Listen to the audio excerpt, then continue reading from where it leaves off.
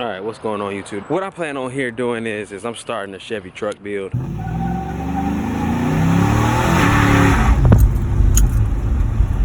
Yes, sir. Drop through the scene in the 95 Acura. Everything original, I ain't tatted up. In the lab with the work like I ain't mad enough. I'm tryna ball with this rap like it's Madden, bro. Fly through the map and all black like Aladdin. I want a plat where it's at, hide the cash and stuff. Phone off the hook, fuck them niggas ain't tapping us. I hate the struggle, cause that shit was bad for us. Hot ramen noodle. So, back in March, I bought a 1994 Chevy Silverado. 2500 extended cab. It had 159,000 miles on it, I believe. Good truck. But I have done some things to it that I plan on, you know, making this truck into something pretty cool.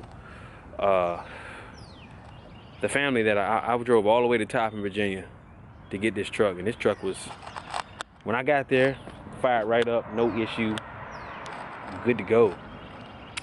Me and my cousin went up there, me and Boz, man, we went up there and got it. It was riding pretty good.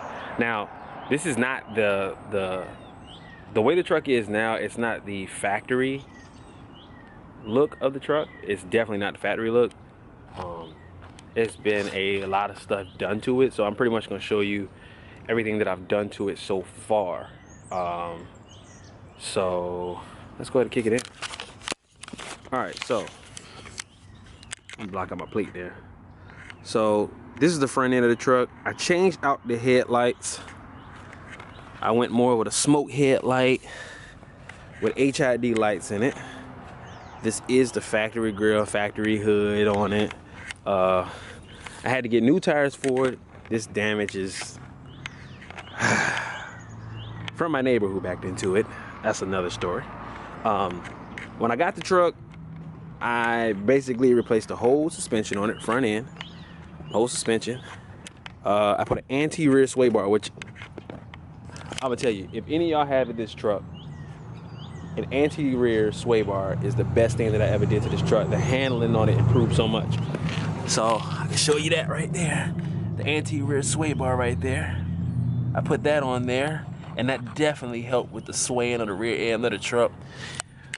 Burnouts and everything like that. Put dual exhaust on the backside. This truck was actually a horse trailer puller. It was a workhorse. The guy actually who had it before, he was working her. So I put the rear sliding power glass in the back of it. I really wanted to have that in the back because somebody told me, they was like, oh, why don't you get this the regular sliding glass? First of all, let me show you why I didn't get it. I didn't get it because you see how far that's back? Excuse the car seats, y'all. But you see how far that's back from this driver's seat? Yeah, I'm not finna reach back there and open that. So, it's wired up right there. Grab the key real quick. It's wired up right there.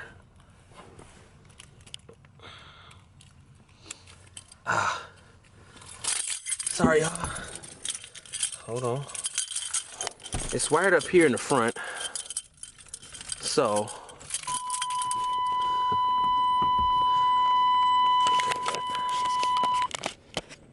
it's wired up there in the back, so when you hit the button on it, see how she slides open? Now that is a Calvin Lawrence power sliding window in the back of this truck. That was one of the good additions, especially for summertime. As you can see, I have my kids in here too. You see my car seats. So I did put a 13-inch DVD player in the top of the truck for the kids to watch TV when we're riding, especially if we got a long trip or something like that. I went and got the dash kit for it as well. The dash kit came with the little cup holder. If anybody knows about these trucks, they have that god-awful radio that sits right here. I mean, it barely worked, so I had to switch it out. And I went with the single DIN radio. I thought about going with a double DIN radio, but I was like, no, I'm not gonna do that. Another thing that I did, okay, now, of course, not a lot of people think about doing this. Oh, I didn't show you the interior. Hold on, let me show you the interior on it. This is the interior. Excuse my book bags, y'all. I go to school too, but this is the interior. This is how it came when I got it from the guy. I mean, the interior is in outstanding shape. No rips. As you can see, the headliner was perfect. Like I said, the guy who had it took very good care of it. Took very good care of it. Let me make sure that ain't open still, so I ain't raining in my truck. All right, so I'm gonna show you on the driver's side something of the truck. And not a lot of people think to do this. See, my plan was to modernize this truck. Okay, that was my plan, was to modernize this truck. Pop the hood while I'm here too. But let me show you this real quick. I went and put, okay, I don't know if y'all can see my gauges here. I went and put let's see if I can stop that for you. Well, let me just turn it off. I went and put Dakota Digital gauges in this truck. This truck, I put remote start on it, Dakota Digital gauges. These gauges right here are outstanding, especially for this truck. If anybody knows about these factory the factory gauges on the truck, they're not very appealing. But these gauges here, the functionality of these gauges are outstanding. I mean, this it tells you pretty much. Y'all can hear my baby fire up. She sound good. But everything. Oil pressure, it's like having a new truck. Okay? I couldn't deal with the let me shut the truck off. I couldn't deal with the old style, because usually those gauges, they let you know what's going on with them after something is already going wrong, and you don't really want that. Trust me, you don't really want that. With this Dakota Digital dash though, you had to get it's a GSS 2000. This truck does have a 4L60E in it. Let me show you this. I don't know if you can see that. Hold on. That right there, I don't know if you can see that.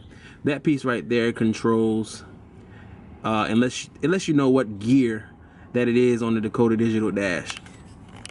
So those were actually, that piece right there was about 90 bucks for that piece. And that's a good thing to have as far as to let you know what gear your truck is in. Because if not, I mean, if you're a Chevy driver, I mean, you know what gear and stuff that your truck is in by the shift column, but it's good to have that digital appearance or whatever. All right, so under the hood now, with a video coming up, I have some big plans for under the hood of this truck. This truck right now, it has a 5.7 Vortec motor in it. Now when I first got it, I had to replace the water pump radiator because it was all gunked up. Water pump, I did all this work. I do all the work myself. I work on my truck myself.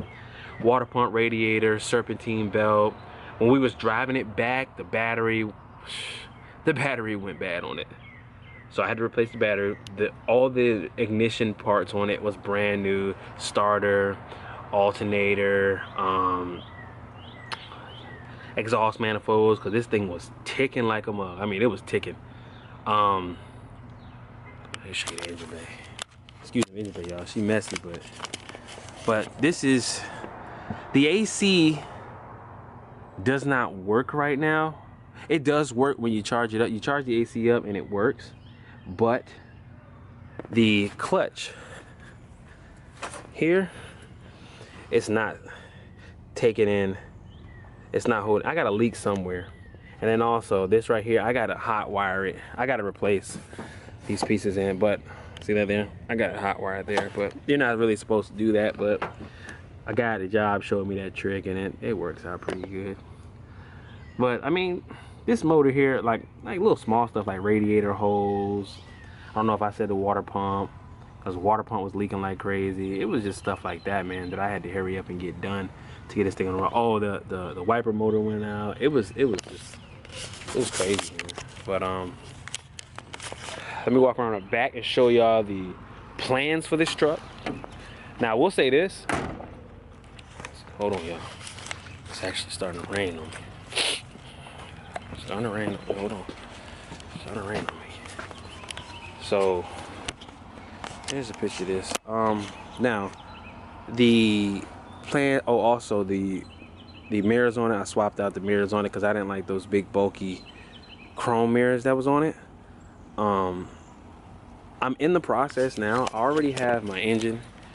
I have a rebuilt 4L60E with the shift kit with a Corvette servo in it coming in this truck. I'm actually doing an LS swap 6.0 LQ9 motor in it. I've started buying everything that I need for it. I've been working on cars. I'm doing what I need to do. Make sure that you have your money together when you're doing this, all right? And I'm gonna take y'all through the process of me doing this LS swap. But I'm gonna tell you, this truck here, this truck gets you through point A, point B, man. I'm trying to tell you. And I know I'm probably leaving out a lot of stuff that I've done to this truck, but with it raining, I can't really, you know, say everything because it's raining. So, like I said, with the front end on it, like I said, I just went on ahead and replaced all front. But see, the control, I replaced the upper and lower control arms. The truck needed ball joints. The ball joints were completely gone on the truck when I first got it. And I bought these control arms from this place called AM Auto Parts, and something told me to go Moog or Moog, whichever one it is, with the suspension. But I didn't. I went with excuse me. I went with the Moog, with not the Moog, but the AM Auto Parts. They had to send me new control arms because the thread of the bolt had messed all up. It was awful. I'm talking about the control, the cotter pin broke. It was poor quality being made. But so far right now, I mean, I have had no issues. But from pitman arms to Isla arms, sway bar bushing, sway bar links, everything on the front of the truck is brand new. The shocks on the back are brand new. The brakes on the front are brand new. Rotors are brand new. Everything is brand new. Actually, did it stop raining? No, it didn't. So, now I need to know in the comments, should I go up or should I go down with this truck? Meaning, should I lower it? Should I lower it or should I raise it up?